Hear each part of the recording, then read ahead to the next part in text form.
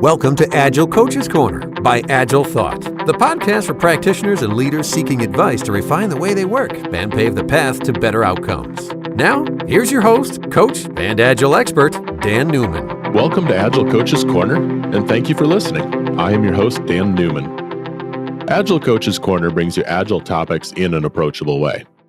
The views and the opinions expressed on this podcast are solely those of the host and the guests, and these views and opinions do not necessarily represent those of AgileThought, other organizations, or any other individuals. If you have a topic you'd like us to discuss, email it to us at podcast@agilethought.com or tweet it to us with the hashtag AgileThoughtPodcast. I'm excited to have Betty Pierce joining me today. She's a senior consultant, a UI UX specialist, but a full stack developer. And one of the things I like about Betty and kind of how we first started communicating within the company is about a lot of your volunteer activities, Betty. You're engaged with several groups, Girl Develop It, Girls Who Code, Women Who Code. And for our folks who aren't familiar with those groups, I thought maybe you could give a little introduction to what those groups are about and how you got involved. Sure. Well, first off, thanks for having me. I am thrilled to be here and honored by your invitation. So I have been the director for Women Who Code Tampa Bay for about the past 2 years now. Women Who Code is really for mid to senior level female developers, and it's really about keeping us in the industry because women at senior level and mid level are the ones who leave development, but even worse, they leave the industry as a whole. So we have socials, we set up tech talks, we connect with our larger international community of Women Who Code.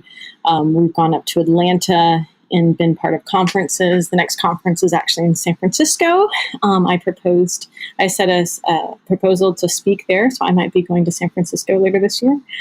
The next one that I'm part of is another adult women's group called Girl Develop It. It's based out of New York, and it gives a quick introduction to development. We teach introductory classes for HTML, JavaScript, and Git, which is the software we use for checking and merging code. It's a non-judgmental environment. Everyone is invited, so it's mostly women, but we usually have men in every class as well, too. And then the other one that I help out with every now and then is Girls Who Code. Girls Who Code is a national group. It's usually done through your schools and community centers. It's for girls ages 8 to 17, and they just teach the principles of coding, and they have lots of games that get your mind kind of trained for the thought process of how we code and develop for loops, if statements, switches, all that kind of fun stuff. That's awesome to get children and specifically girls in this instance involved in logically thinking of how a computer works. And those skills translate outside of just programming. They're great for sciences. They're great for writing if you think about the logical flow of your English and the way you communicate. So to be clear, Women Who Code and Girl Develop It are both for adult women, as I understand it. And of course, you welcome men. You'd said that. And Girls Who Code is for that mid-elementary school up through high school and really introducing girls becoming young ladies into computer programming. That's awesome. You mentioned with Women Who Code a couple different facets. There's a technology side of it as well as the community part being really important for helping women stay in the technology profession, in the software development field. I thought it was really interesting that kind of the pairing of those, the intersection. So it's not just about keeping your skills relevant, and it's not just a social group. Can you maybe elaborate on how those two things fit together within Women Who Code? Sure. We've actually found, I think it was more through trial and error, we're really technical. We love to have tech talks, but women gave us feedback and like, actually, we just want some more time to socialize. It's so nice to talk to other women in development and just hang out. We found that we really liked hanging out together. So we decided to do a mixture of both because it's nice to have somebody that you can relate to everything from, hey, I returned from maternity leave, and of course I have to take all these breaks to pump milk, and I'm working with a bunch of men, oh, I know exactly how that feels. Who else can you talk to and be in an environment where that's relatable, right? Right, you get the empathy of having that shared experience of trying to merge the certain aspects of your life that men might try to empathize with, but they don't have that firsthand experience of those trials and those challenges. No, men don't know what it's like to show up to work and have parts of your breast pump missing because you forgot. I have certainly never had that experience. That is true. You're very fortunate. I'm not going near that. That's dangerous waters, men talking about women's stuff. So we'll, So I am curious. You not only have participated in these, though you've taken on a leadership role within these groups, and I'm curious what maybe drove you to go beyond just participating as one of the attendees to really feel drawn to the leadership role and helping these groups continue to be thriving entities. Really, the past leader, she pulled me into it, and she said, "You're really passionate about it. We need somebody who's going to take it on." She wanted to start writing a book, and she was moved into a managerial position that was taking up a lot of her time as well, too. So it was kind of dropped in my lap very carefully. But I wanted to. I didn't want to see the organization not have a presence in Tampa Bay because we really do enjoy it. And if I was going to show up, how much more work is it for me to just get a sponsor and facilitate the event? And we have a leadership team, so I'm not the only one. I said, okay, I'll do this, but I need some help. We're a community, so it's not just one person. And I do have a co-director as well, too. That was the other agreement, was that she was going to help me find a co-director because we're serving all of Tampa Bay. That's St. Petersburg, Clearwater, and Tampa. And crossing that bridge is kind of a bear. So we try to cater to the different regions within the Tampa Bay area. And while these groups, you haven't described them specifically as Agile groups, I tend to look at things with an Agile filter, and having a team that can work together to deliver software, to deliver this valuable experience for all the members of Women Who Code, Girl Develop It. I think that team concept is really important as well. And you were alluding to that. You have you're a leader, but you have co-directors, you have other people on the team that you rely on as well.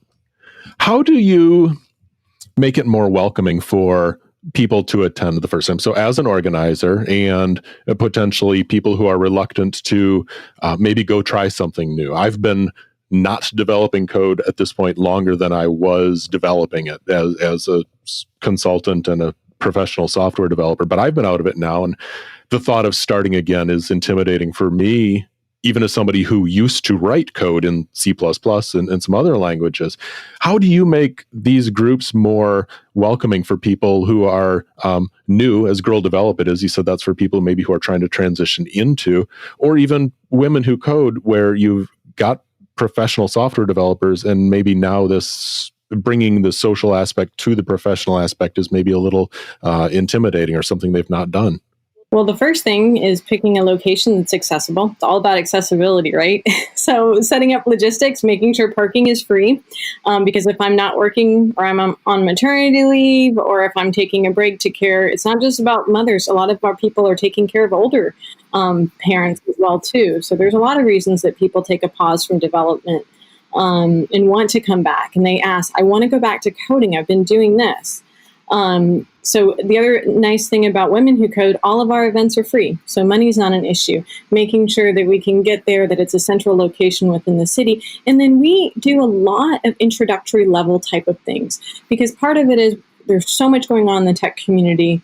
You want to show up and just get a little nibble of knowledge so that I can speak to that technology if it's something that can fit into the realm of what I'm doing right now.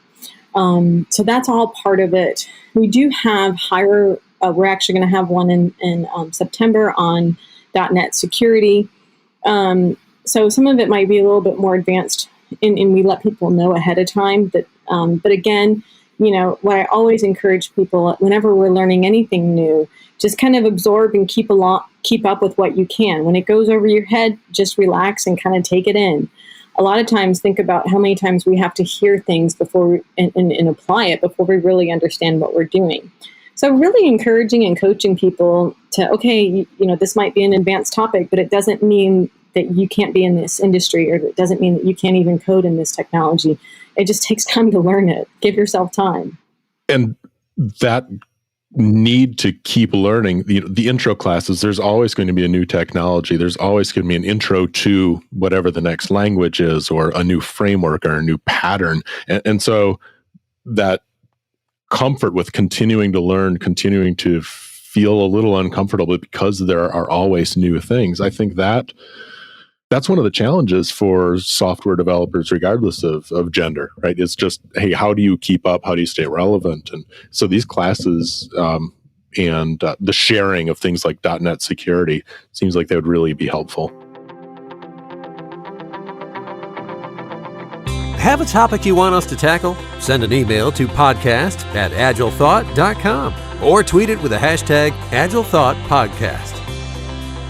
Betty, earlier on when you were talking about Girl Develop It, you mentioned kind of a ratio of 1 to 20 female to male in the industry. And that's also a pattern or a ratio that I tend to see at a lot of Agile conferences. Maybe not quite that stark, but it still feels like there are fewer female presenters, fewer women presenting than there are men. And so for somebody who is maybe looking to share their ideas in the setting of a conference, you've done that, and I was curious if you have some tips for how to maybe get started and overcome that breaking into that area. It actually started with the opportunities that I was given through Women Who Code. The director, I went to a hackathon up in Atlanta, Women Who Code Hackathon, which was really cool because I'd never been on a team of all women developers. That was a fun experience. But she encouraged me to share what I learned at the hackathon to our local Tampa Bay group. And I had done corporate training, software training for years before. So I was kind of comfortable speaking in front of people. And I was like, sure. But talking in tech, I was scared to death. I was scared to death about the questions they would ask. What if I don't know the answers? What if I start, when I start coding and showing some of the applied skills, everything breaks, and then I just, the demo gods, as we call them in IT. So I started by speaking at my local meetups. And then I spoke at the front end meetup as well, too. So I kind of practiced in a smaller local community. But one of the talks I did was on intro to metaware and Internet of Things and how to hook up to little data sensors and things. And that was kind of cool. I showed some live coding and things like that. But that topic was so good 3 years ago. People who build conferences attend a local meetup. So I literally had a guy come who, without my knowing, I was actually auditioning to be in his conference. So afterward, he's like, I really want you to be on my conference. I've got this and this going down in South Florida. I'm like, I've never spoken at a conference before. I'm not a conference speaker, but he's like, yes, you are. I just saw you. I'm like, no. And he's like, no, seriously, come do it. It's fine. It'll be just the same thing, just the same format. So I was really coached into doing that and encouraged. It's very humbling when a conference planner comes to you and says, I want you to speak at my conference. You're like, what? Okay. Oh my goodness. So that's kind of how it started. And then one thing led to another, and people invite you to do things. I also noticed that it's being a female gender is actually helps me to actually make it in there because, like you said, they do want those numbers up. So if you are a good presenter and you are female, you have a leg up already. They like our more feminine voices. And women approach things differently. We have more feminine traits, so obviously more communicative and it's just a little bit different, So it gives some diversity of thought and diversity of approach. But I didn't intend to do that at all. It just became an opportunity. And again, with that theme of getting uncomfortable, trying new things. And I discovered I liked it. But the other thing that's really cool that I'd like to share with people, the introduction classes are so much more popular at conferences. Again, people are going to just get nibbits of little nibbles of information. The advanced classes have very low attendance. And think about it: if you're already in advanced in a certain practice, what do you want to listen to another advanced talk on? So really keeping things at an introductory level and going back to composition 101. What's your 3 main ideas? You want to tell people, I start my topics with, I want you guys to know how to do X, Y, Z, or to be open to using this by the time you leave. And that's really good, because when I do open it to questions, anything that's still saying, okay, well, how do I get this CLI started? They'll ask me questions, because they know that's my objective, and they want to help meet that as well. They want to walk away with the same understanding. Yeah, you talked about your start was with a hackathon. So those tend to be, at least from my perspective, kind of a low stress in a way. I mean, there's the stress of doing the hacking, but it is a bit of a private experience. You're not on stage, you're with a group of folks, and it's a chance to practice with your craft. And then from there into some local meetup groups. Again, my experience with meetup groups has been, they're pretty welcoming. They're not out there to embarrass a speaker. They really want to see speakers succeed and give them support and learn little bits. And so those are kind of steps towards then the conference. Like you said, somebody saw you and was impressed with what you had done and invited you. Other times it may be entirely appropriate to submit a conference proposal or an abstract without being invited. Certainly, I think that's the majority of people's experience, is just getting out there and trying. And yeah, realize that the demo gods may come bite you once in a while, but it's an experience, and being okay with kind of that live theater. Well, in my background, I actually started my career as a musician. So I would get on stage and perform, and there's nothing more frightening than getting in front of people and performing, and you're facing your failures right there. What do you do when you miss a note? What do you do when you choke? So even when you have your piece memorized and you get to that part, you forget. We're all human.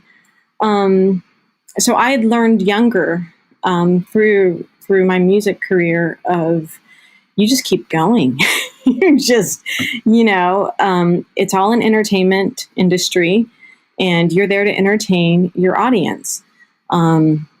So you just play it off, and you can't take yourself too seriously. The most successful people that I've ever known, the few times I've met billionaires, they're very candid, casual people, and they laugh at themselves. So be able to laugh at yourself on stage, like, oh my goodness, this isn't working. Okay, so we're going to move on.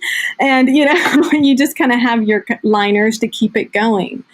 But that's how we do every day. We're always facing our failures. Do we let it conquer us, or do we just take a pause, rebuild ourselves, and keep going? Absolutely. Right? Yeah. Things will not go smoothly. There may be an AV hiccup. You might have a question that you really don't know the answer to or weren't prepared for, or that conference attendee who maybe wants to become the presenter. And so a little bit of a chance to kind of live on the edge with the live theater of conferences. So we talked a little bit about your role as a host and making the environment welcoming for folks. For people who are maybe wanting to experience the Girl Develop It, or Women Who Code, or maybe get their daughters involved in Girls Who Code, what are some tips for them, maybe overcoming the momentum of not being involved right now? Maybe speak to those folks for a minute. Well, it's just like if you want to lose weight, you got to get off the couch. You got to put yourself out there. And I always encourage the younger next generation, if you're a girly girl, wear that makeup, do your hair. You are very welcomed in the tech community. Other women are totally fine being all natural, and that's cool too. But going back to how do I get there? Well, you call your friend and say, hey, I'm looking at going to this conference. Why don't you go with me? Hey, did you see this meetup? Let's go with me. I used to bring my BAs or, the product owners with me too. We were friends. I'm like, hey, let's go check out this tech talk on stuff. And I would do that just because I would do that to traditional meetups because they weren't run by women. I knew that I might be the only girl there, so at least I have a friend that I feel comfortable talking with. So bringing a buddy with you is always a good thing as well. But that's why the Women Who Code is always kind of fun, because you know that there's going to be other women there. We're not a judgmental group. So that kind of eliminates the barriers and makes women feel more comfortable attending in IT. Yeah, maybe no secret to people listening, I'm a dude. And so I very rarely have that experience of being a minority. I mean, I'm a dude, I'm a white dude. Like the experience of being in technology and being, not part of the majority is difficult to explain. But when I have found myself in a situation like that, I've noticed, I'm like, oh, wow, this is potentially a little bit uncomfortable. And so having that parent, I don't know what it would be like to live with that potential discomfort pretty consistently. And so, making, hosts making the environment welcoming, and then participants finding a way to grow their comfort level with, bringing a friend, bringing a buddy, calling up somebody, finding a group that works for you and kind of your demographic, your perspective, your worldview, whatever that case might be. Some of these things, do people have to commit long term to something like a Girl Develop It, Women Who Code? Is it show up once and if you don't show up again for another month, it's okay? Like what type of commitment level do you see in these types of groups? Yeah, it's show up once. That's fine. We actually had a person show up to our holiday party. She was based out, I think, Chicago. And she was just in the area and she saw us on Meetup and came. And she's like, yeah, I just wanted to talk to tech and see what kind of woman dev community you had here. So sometimes we have a lot of people from out of town. I love that. We also have a Slack channel, so people can keep in touch via Slack. And we always encourage people to attend conferences that we have nationwide as well. So it's really whatever you're comfortable with. A lot of times it's about the topic if it's a tech talk. Mm-hmm. Is there a central place? You mentioned the national conferences. If somebody's looking for some of these groups, and we'll put the link in the show notes, but I wasn't sure what website they should be going to. Sure. WomenWhoCode.org is where we have all the Women Who Code conferences and all the meetups nationwide, globally actually. And most of them use Meetup. So using meetup.com for all of the adult groups. Now, you asked earlier about the things going on for children as well. Here in St. Petersburg, we have the Suncoast Developers Guild, and we do run children's classes through that as well. So again, checking Meetup. For tech, we do have some locally for kids classes. They're not gender-based, but they are age-based because there's a big difference between an 8-year-old and a 16-year-old. So we keep the younger kids, the 8 to 11 together, and then 12 or 13 to 17 is a separate group. And Girls Who Code is also national, correct? Yes. And that's a little bit more complicated because you really need a facilitator. And there's a process. You actually have to take a coding class, pseudocode test to become a facilitator for Girls Who Code. And then you would have, like I said, a community group, whether it's it's a local library or the one we're helping with is through Hillsborough County Schools. So that's a little bit more difficult to find things and ask for it. If you don't ask, you don't get. So if you're looking for it, talk to people. Outstanding. We really appreciate you sharing on the topic, and maybe you've inspired somebody to either join a group or start a group or bring their daughter to a group, or who knows what, envision the next group or another unmet need and start getting something going. So really want to appreciate that. Well, and just the demographics are changing quickly. I saw an article, and it was years ago. I was trying to find it, but the women who have been coding for more than 10 years and 15 years, I'm at about 18 years now. We're really like 2% of the industry, which is really sad. A lot of women leave. We have life changes. We have babies. We go on maternity leave. And just like you were saying for your own journey, you haven't coded for so many years. Women have the same challenges. I don't know that I can keep up. I don't know that I can learn. I've got so much more responsibility. So there's a lot of reasons why women leave development in the tech industry as a whole. But so we really want to retain these young women as they're coming in and make them feel comfortable after getting married, after maternity leave, and the other women who are taking breaks to care for their spouses or to care for their parents. There's a lot of reasons why we take breaks from professions. But we just want to engage them, make sure everybody's feeling welcome. But again, there's more women that show up now, even to the front end devs. I'm seeing a lot more women involvement. So if you are a woman, it's changing quickly, which is good. The momentum's there. And I think we also talked about, that's kind of what I like to see as my legacy. I want to make sure that the next generation, they feel more comfortable, they feel engaged, and it has. But now it's just the attitude, the culture, the tone, that compassion is there, and it wasn't there. And I want to continue to make sure that that's there for the next generation. And I always tell those young ladies, don't take advantage of it. Appreciate it, be thankful, but don't take things for granted, because there was a lot of women before you that didn't have any of the benefits that you're enjoying now. Yeah, I think one of the phrases, improvement's the goal, not perfection. And so hopefully the industry continues to improve and make the playing field more hospitable for everybody who can contribute in tech. Because one of the things, like, tech's obviously a pretty lucrative type of field relative to a lot of other ones. And it also can be very flexible in terms of what hours you work, where you work from. So trying to balance a myriad of needs regardless of your gender, tech can fit really well into that. And so, and there's always a need for more. I haven't been to a company that, like, what we have too many of? Developers. We have too many really good developers. You just don't hear that.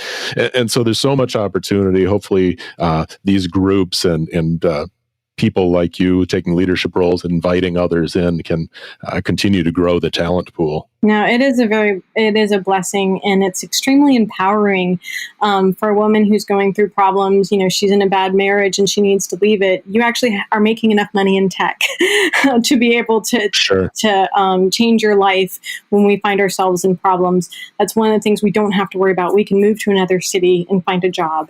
And that's such a wonderful, empowering feeling that I would love to give to other women in various parts of their lives. It is very, and again, those career changers are very, very unsure, but you have so much experience already, your professionalism that you've learned in all these other industries that you've already been in.